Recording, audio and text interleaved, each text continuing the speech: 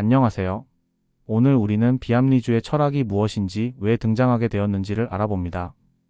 프리드리히 니체, 소렌 키르케고르, 앙리 베르그송 같은 대표적 사상가들의 사상을 통해 이성이 가지는 한계와 비합리적 요소의 중요성을 살펴봅니다. 또한 예술, 종교, 실존적 경험과 같은 일상 속 비합리주의의 예시를 통해 인간 삶의 복합성과 깊이를 이해하는 데 비합리주의가 왜 중요한지를 설명합니다. 비합리주의는 이성주의에 반대하는 철학적 경향, 학파 또는 사상을 포괄적으로 지칭하는 표현입니다. 이 용어는 특정 철학자나 학파에 한정되지 않으며 이성주의를 비판하거나 부정하는 모든 사상을 포함합니다. 비합리주의는 주로 감성, 본능, 직관, 경험 등을 중시하며 이러한 요소들이 이성보다 더 진리나 현실을 잘 이해할 수 있다고 주장합니다. 비합리주의의 정의와 특징. 비합리주의는 이성 중심적 사고의 한계를 비판하며 이성 외의 요소들이 인간의 존재와 세계를 더 깊이 이해하는 데 중요하다고 주장합니다. 이는 이성주의가 논리와 합리적 원칙을 통해 진리를 탐구하는 것과 대비됩니다. 비합리주의는 이성만으로는 삶의 복잡성과 인간의 내면을 온전히 파악할 수 없다고 보기 때문에 감성, 본능, 직관과 같은 요소들을 강조합니다. 감성은 인간의 감정이나 예술적 경험, 감각적 인식을 중시하는 개념입니다. 비합리주의자들은 이성의 논리적 분석만으로는 예술이나 사랑, 고통과 같은 인간의 감정적 경험을 온전히 이해할 수 없다고 주장합니다. 예를 들어 그림을 감상할 때 단순히 색채와 구도를 논리적으로 분석하는 것만으로 작품의 진정한 의미를 이해하기 어렵습니다. 오히려 감정적으로 작품과 교감할 때 더 깊은 감동을 느끼게 됩니다. 빈센트 반 고흐의 별이 빛나는 밤을 감상할 때 작품이 표현하는 감정이나 분위기를 직관적으로 느끼는 것이 중요하며 논리적 분석보다는 감정적 반응이 더 큰 의미를 가질 수 있습니다. 또한 문학에서도 시나 소설의 감동은 논리적 분석보다는 감정의 울림에서 옵니다. 파블로 네루다의 시가 감동을 주는 이유는 그의 언어가 불러일으키는 강렬한 감성 때문이지 논리적인 구조 때문이 아닙니다. 본능은 인간이 태어날 때부터 지니고 있는 내재된 욕구나 직관적 반응을 의미합니다. 비합리주의자들은 이러한 본능적 충동이 이성적 사고보다 더 진리에 가깝거나 더 본질적일 수 있다고 주장합니다. 프리드리히 니체는 인간의 근본적인 동력이 이성적 판단이 아니라 생존과 우월성을 추구하는 본능적 욕망이라고 보았습니다. 그는 본능을 억압하는 이성주의가 인간을 나약하게 만든다고 비판했습니다. 또한 위험한 상황에서 즉각적으로 몸을 피하는 본능적인 반응은 이성적 분석보다 생명을 구하는 데 더 신뢰할 수 있는 경우가 있습니다. 이는 본능이 때로는 이성보다 더 실질적이고 중요한 역할을 한다는 것을 보여줍니다. 직관은 논리적 추론이나 경험적 증거 없이 즉각적으로 진리를 파악하는 능력입니다. 비합리주의자들은 직관이 복잡한 문제를 해결하거나 깊은 통찰을 제공하는 중요한 도구라고 주장합니다. 고대 그리스의 수학자 아르키메데스가 목욕 중 물이 넘치는 것을 보고 부력의 원리를 깨달은 일화는 직관의 대표적 사례입니다. 그는 논리적 분석을 통해서가 아니라 순간적인 직관을 통해 문제의 해답을 얻었습니다. 또한 많은 예술가나 작가들은 작품을 창작할 때 논리적으로 모든 것을 계획하기보다는 영감이나 직관에 의존합니다. 이러한 예는 직관이 창의력의 중요한 원천임을 보여줍니다. 감성, 본능, 직관은 독립적으로 작용하지 않고 상호작용하기도 합니다. 예를 들어 음악을 작곡할 때 음악가는 본능적인 감각과 직관을 바탕으로 멜로디를 떠올리고 그 멜로디가 청중의 감성을 자극합니다. 이 과정은 이성적 분석만으로는 설명하기 어려운 복합적인 경험입니다. 비합리주의는 이성의 한계를 지적하며 감성, 본능, 직관이 인간 경험의 중요한 부분임을 강조합니다.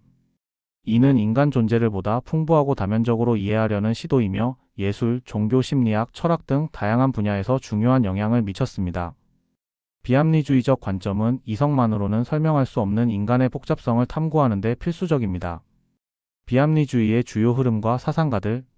서양 철학에서 비합리주의로 분류되는 철학자들은 이성에 반대한다는 점에서는 공통적이지만 그들이 긍정하는 요소나 접근 방식은 다양합니다.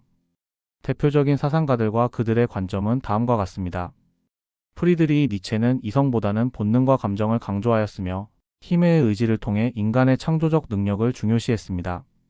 그는 이성이 인간을 억압할 수 있다고 주장했습니다.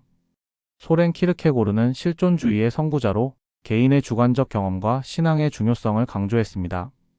이성적 판단보다 개인의 신앙과 선택이 더 본질적이라고 보았습니다.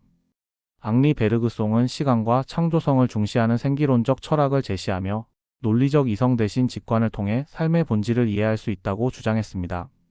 이 외에도 실존주의, 실용주의, 생기론 등 다양한 사상들이 비합리주의 범주에 포함됩니다.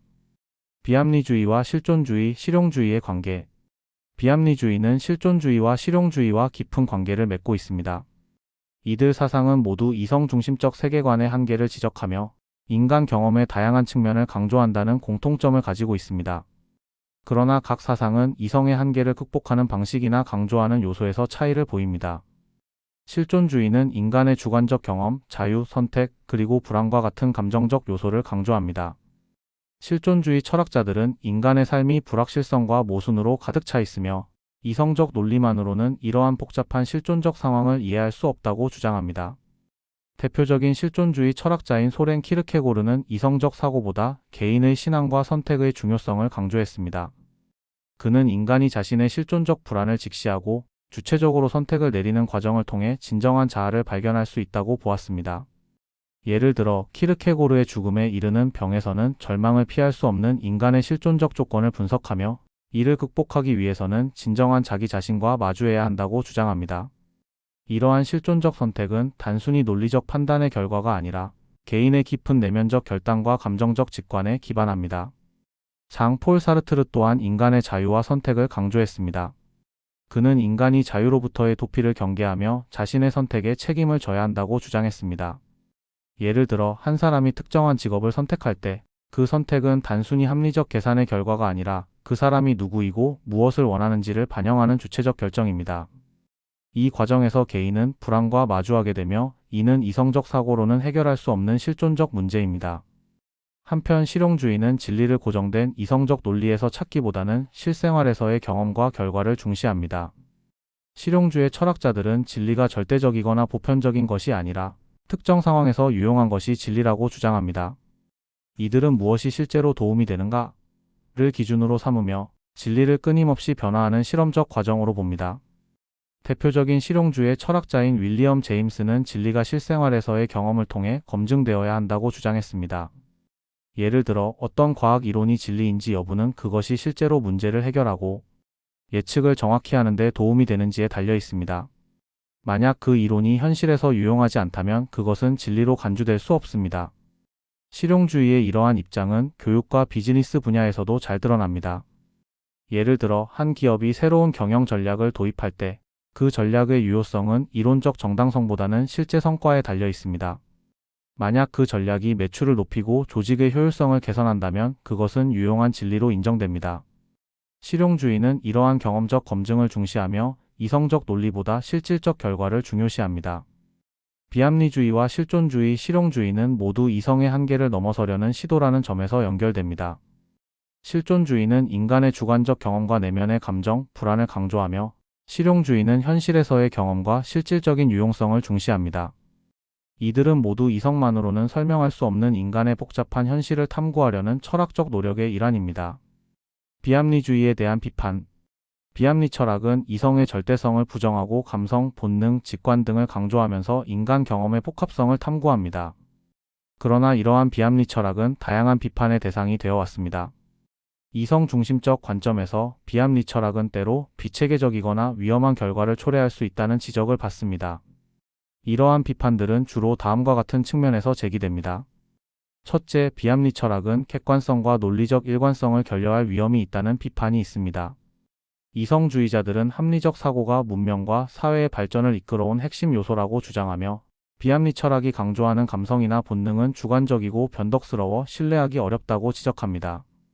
예를 들어 과학적 진리나 법적 판단은 논리적 근거와 증거에 기반해야 하는데 비합리주의적 접근은 이러한 영역에서 혼란을 초래할 수 있습니다. 만약 법정에서 피고의 감정이나 직관에 따라 판결을 내린다면 공정성과 일관성이 무너지고 사회적 혼란이 발생할 것입니다. 둘째, 비합리 철학이 전체주의나 극단적 이데올로기로 이어질 수 있다는 비판도 있습니다. 게오르크 루카치는 저서 이성의 파괴에서 비합리주의가 파시즘과 연결될 수 있다고 주장했습니다.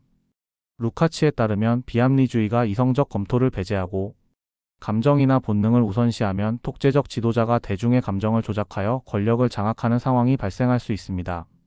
실제로 20세기 초 독일 나치 정권은 이성적 토론보다는 선동적 연설과 감정적 호소를 통해 대중을 동원했습니다. 이러한 사례는 비합리적 정서가 어떻게 정치적 억압과 폭력으로 이어질 수 있는지를 보여줍니다. 셋째, 비합리 철학은 실증적 근거가 부족하다는 비판을 받습니다.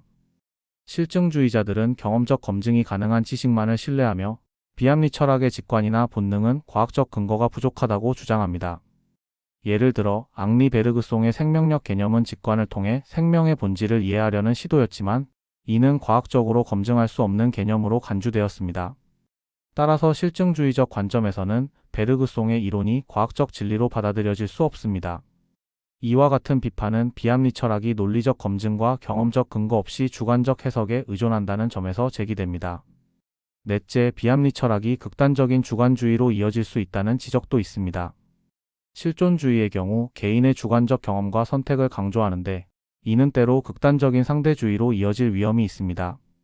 만약 모든 진리가 개인의 주관적 경험에 따라 달라진다면 보편적 윤리나 도덕 체계를 유지하기 어려워질 수 있습니다.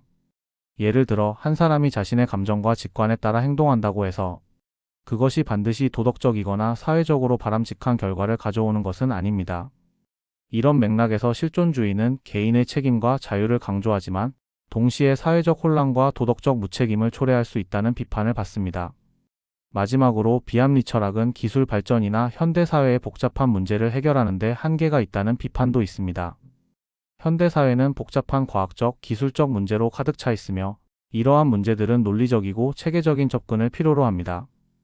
예를 들어 기후변화 문제를 해결하기 위해서는 감정이나 직관보다는 과학적 데이터와 합리적 분석이 필요합니다. 비합리적 접근은 이러한 복잡한 문제에 대한 실질적인 해결책을 제시하지 못할 가능성이 높습니다. 이러한 비판들에도 불구하고 비합리 철학은 인간 경험의 복잡성과 다양성을 탐구하는 중요한 시도로 여겨지기도 합니다.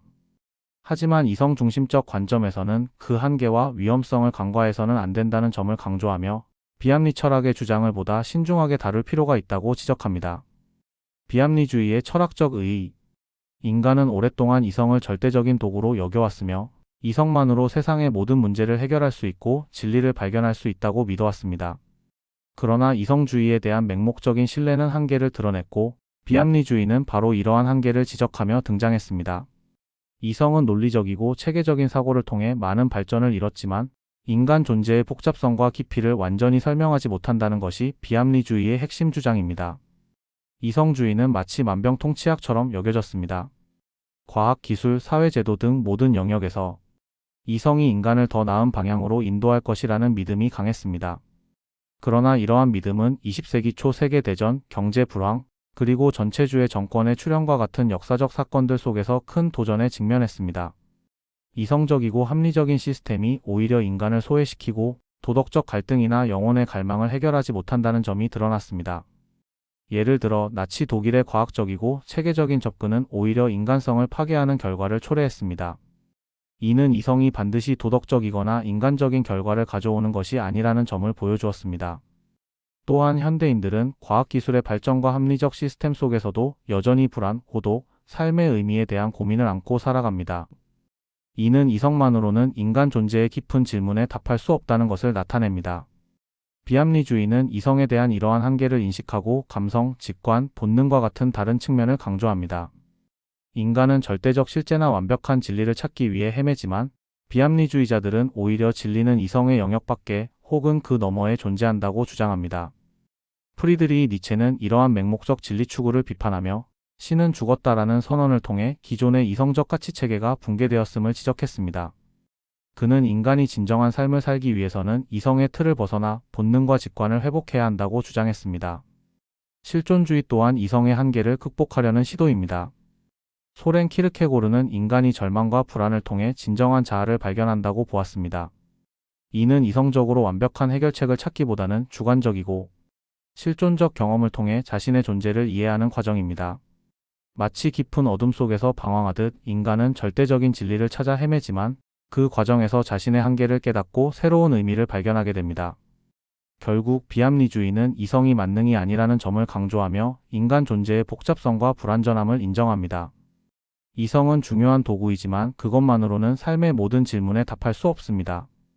감성, 본능, 직관과 같은 비이성적 요소들이야말로 인간을 더 풍부하게 만들고 진정한 자기 이해와 삶의 의미를 찾게 해주는 중요한 열쇠입니다.